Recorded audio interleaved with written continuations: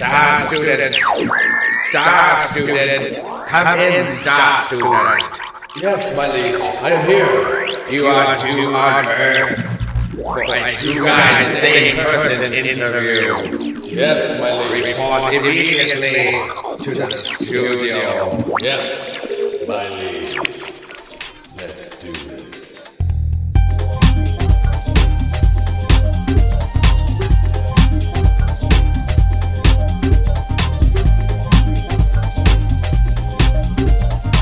Hello, Jake. Hey. What's up, man? Not much. Thanks for swinging by the podcast. Thank you so much for having me. Absolutely. So I like to kind of start off with how we met, and then we'll hop back to your beginning. I think I first saw you poking around at Brudders, correct? Yeah, that's when I met you. How did you end up at Brudders? Because you're a Southside boy, I just found out. How'd you land here? Well, I started at Brudders in Irving Park, I believe in either January or February.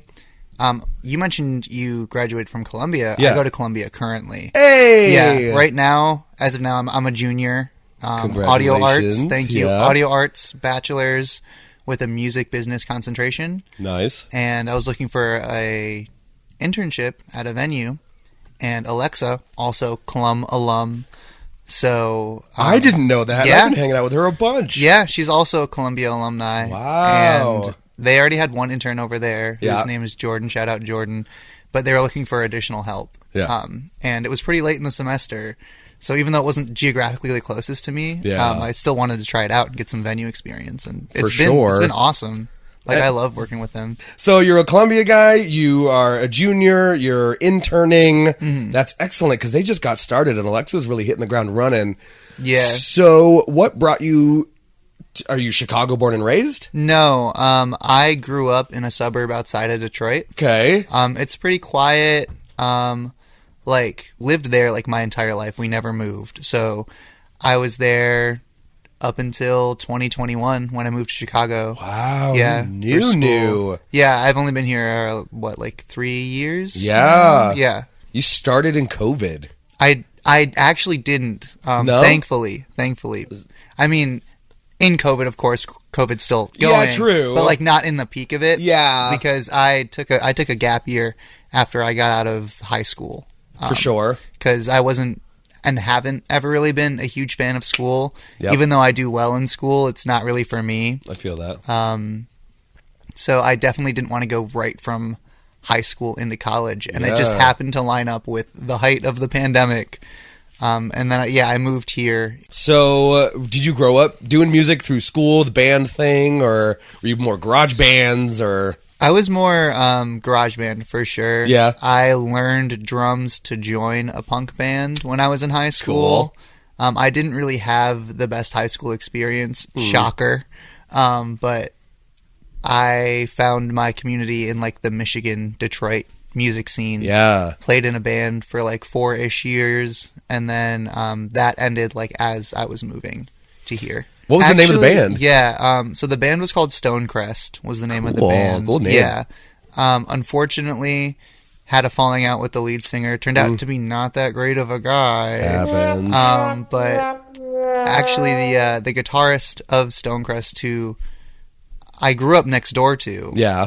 literally next door, next to me, Luke, is in Star Student. Sick. Yeah, I knew Luke before I ever joined this band. Of course, and we've he's been your best neighbor. friends. Yeah, That's awesome. So we still do music together. And then the drummer in Star Student I met in high school, and was a mutual friend of that past project too. So, okay, you're playing in Not So Great Lead Singer Band. What do you do for your gap year? And was it because COVID, or did you always plan a gap year? I had always planned a gap Yeah. year. So the gap year falling on COVID was both kind of like a blessing and a curse. For sure. I just wanted to get some life experience before I moved. Smart, man. Because I had never been outside of Yeah, you Garden said. City, really. Yeah. I just worked for that year. I worked at a record shop called Dearborn Music. Cool. Which I believe is the biggest one in Michigan by square footage. Wow. And that was really cool. The coworkers there are really cool. It was, what's that movie with John Cusack? It's like High Fidelity. High Fidelity? Yeah. Yeah. Yeah, it was kind of like High Fidelity, where like just, I don't know, cool coworkers. For sure. Pretty chill environment. Management was a little litigious, but they're management, so, you know, it's going to be that way. So I was there for like a year. After working some odd jobs, I did trash removal for a while.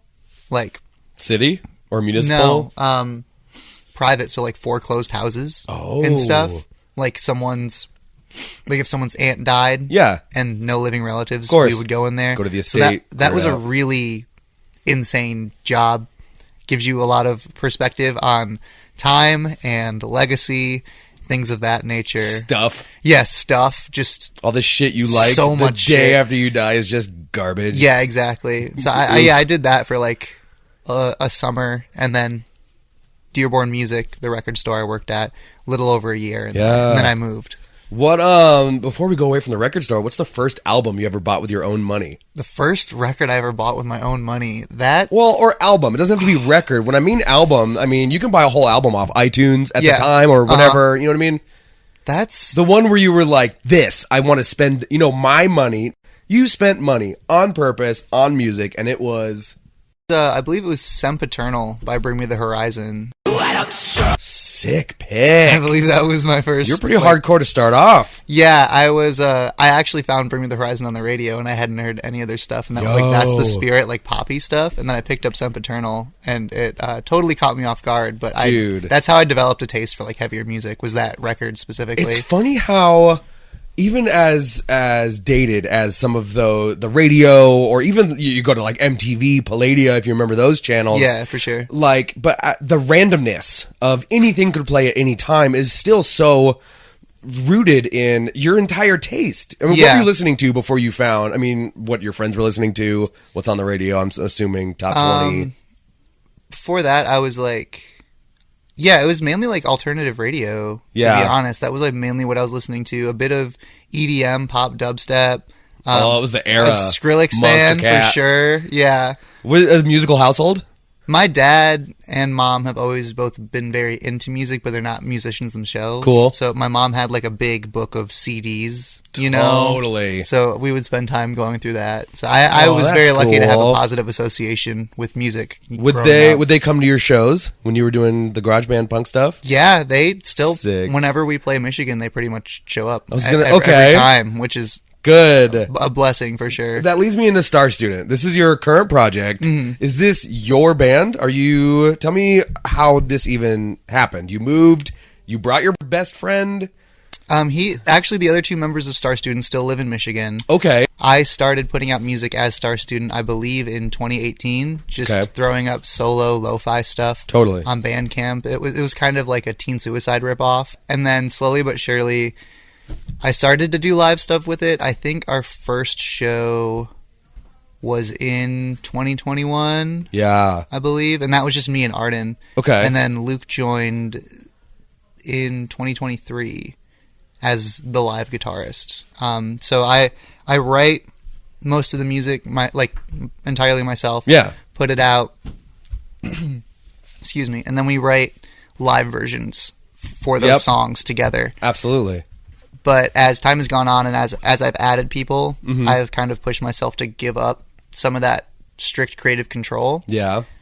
Because I want them included. So it's been more and more of a band collaborative experience. Nice. Which I like, which is something I kind of always wanted to have, in my life. When you have a song, how do your juices flow? Does it all show up in your head and then everybody can kind of change the parts, or do you have a riff and then you go, hey guys, I have this riff. What are you thinking? How's it work for you?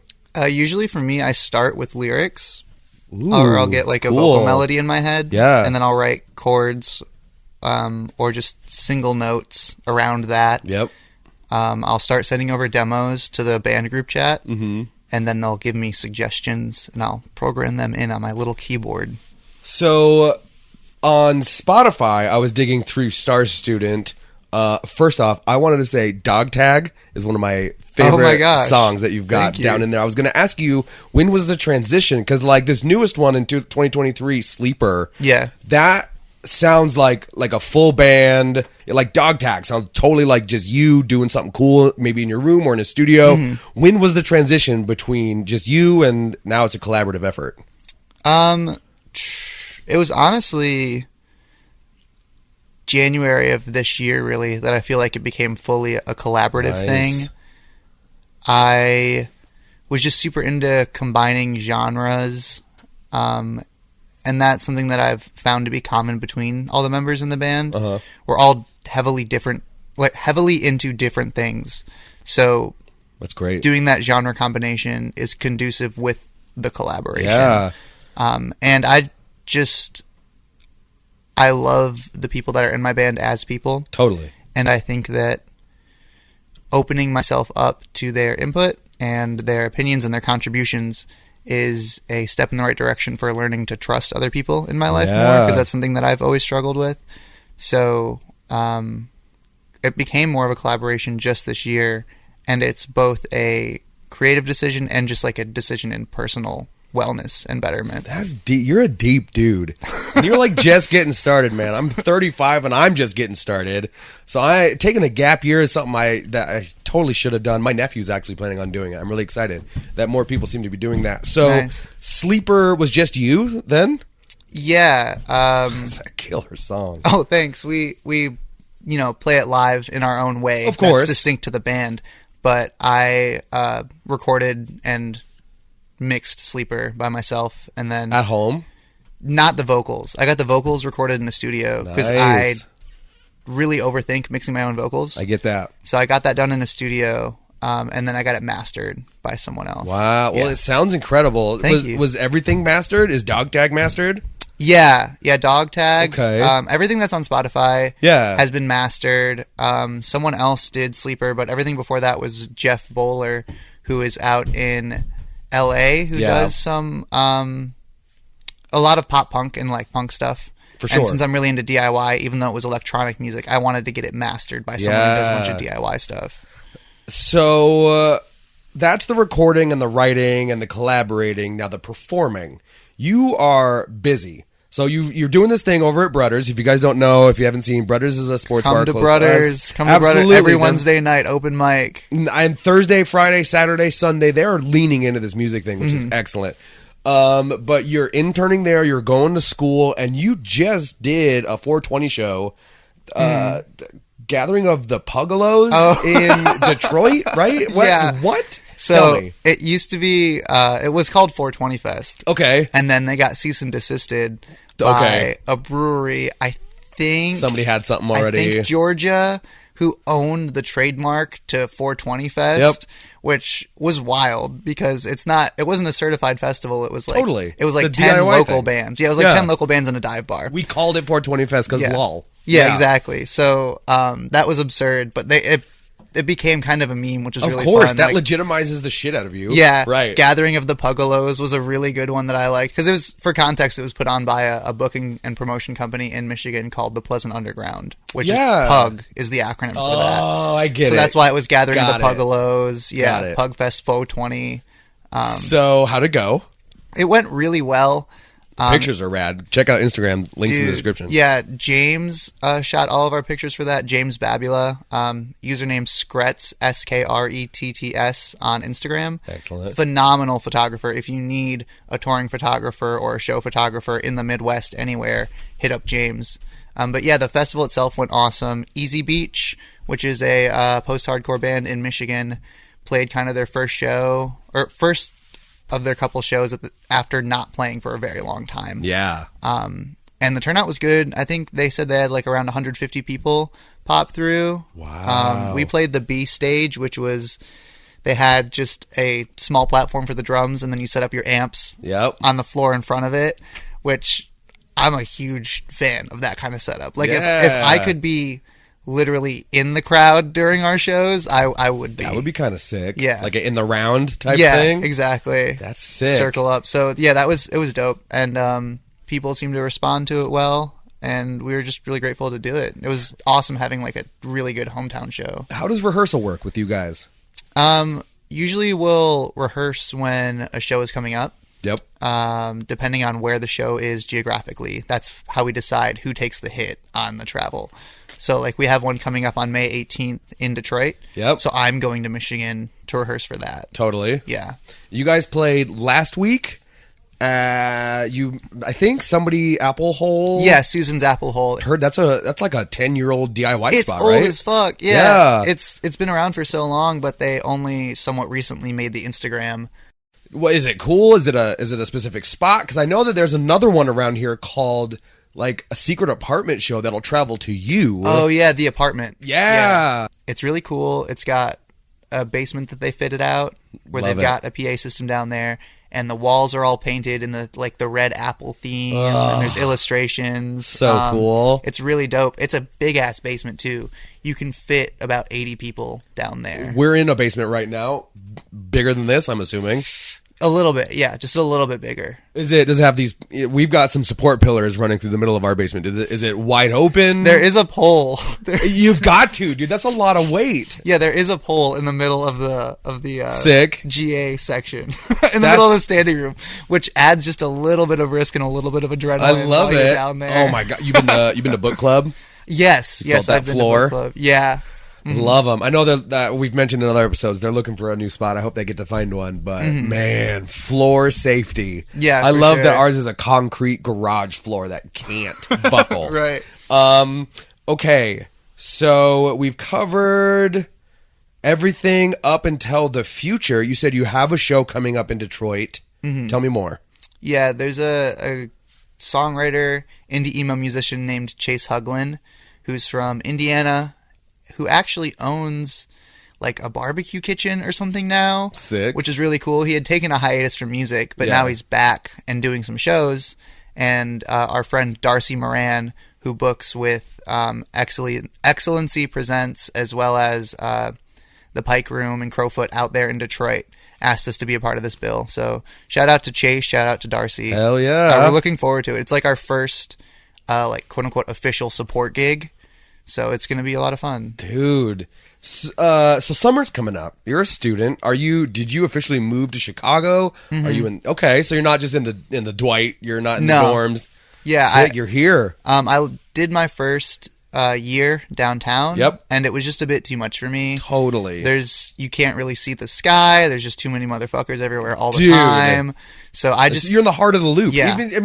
You've got I almost said the ocean. You've got the lake like 3 blocks away, but it's divided building. by a highway. There's a fucking Seriously, highway there, yeah. though, so it's kind of, it's the place you take your family when they come to visit. The loop is, it's where the Christmas trees are and the buildings and exactly. Mag Mile, all that. Right.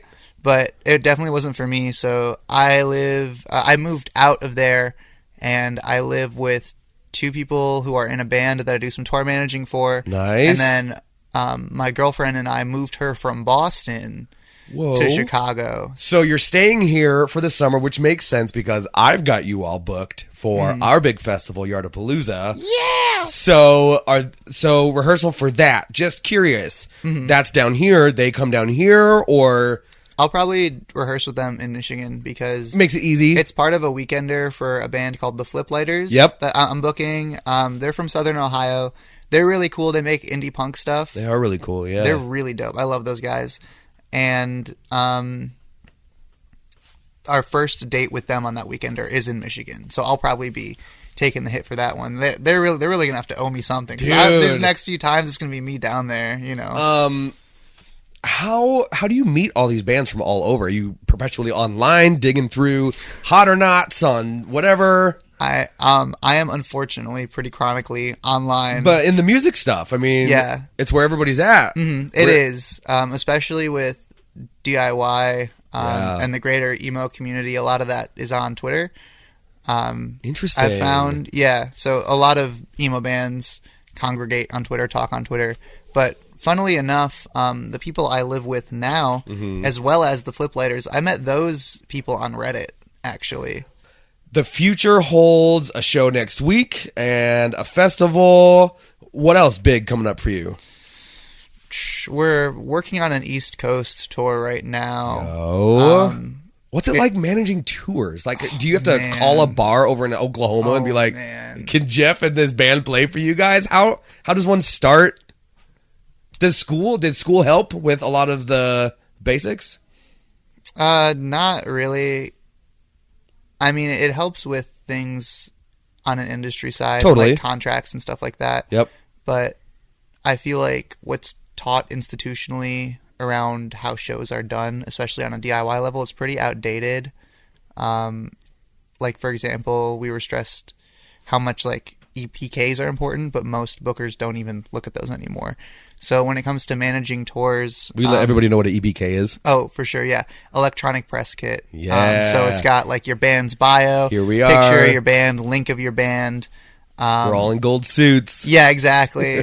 Which, they're still helpful, Which is- for especially sure. Yeah, for like upper end venues or people Talia Hall. old ass people who run venues that want an EPK. So it's good to have one, but practically they don't usually come up, at least at the level that we're at. Yeah. So managing tours really comes from finding or knowing locals from different cities, different parts of the country, and then asking them for recommendations, being like, Where's the spot? Yeah, what's the spot? Where are you guys going for shows? Who's pulling well in your city? Yeah. Things like that. And then it's more L's than it is W's, to be honest, because Sounds like life. everyone's got schedules. So you reach out to maybe like 5-10 bands, and then you can get like 3 who are good for that specific date that you're looking for, and then you'll just email pretty much every venue that's 100 cap or below in that town or within like a 25-mile radius of that town. Wide net. Yeah, exactly. You kind of have to be, Yeah. because we're not at a point where we have like a built-in regional audience anywhere except Michigan and a little bit in Chicago. Totally. Which are good spots. Oh, I'm super grateful for the community emo. we have. Yeah, Literally, emo's first name is Midwest. So Midwest emo you're right in the middle of first name. it. Right? Yeah. Do you have any advice, even though I know you're still in the middle of your own journey? There's a saying that right where you are is smack dab in the middle of where you always wanted to be. So don't forget that. What advice would you have for somebody 10 years younger than you that's in Detroit and has no idea? They just want to thrash in the garage and I would say do that. I would say thrash in a garage. There's expose so much yourself to the elements. Yeah, there's so much merit to just creating without the desire to turn your art into a product. And I think some of that is inherently lost by trying to fit it into a box or into a package. Yeah.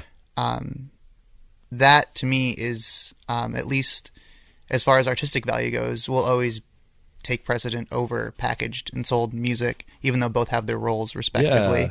Yeah. And when you feel ready to make it a career, you will have the resources and the people you need to start doing that just by virtue of making art for the sake of making art. So just do what you're doing and be patient with yourself. There's no exact place where you quote unquote should be. You're at where you're at, and that's okay. Hell yeah. Jake, I'm going to cut it there, man. That's an incredible place to land. Thank you for coming out. Thank you so much for I having can't me. wait. I want to do another check-in in about a year. We got to talk after Yardapalooza about how it went. There's some big news that I told you about today that the world doesn't know about yet. We got promo material coming out. Check out Star Student. Check him out live in Detroit. Come see him in Chicago. Jake, man, have a good shift at Brothers tonight, man. Thank you.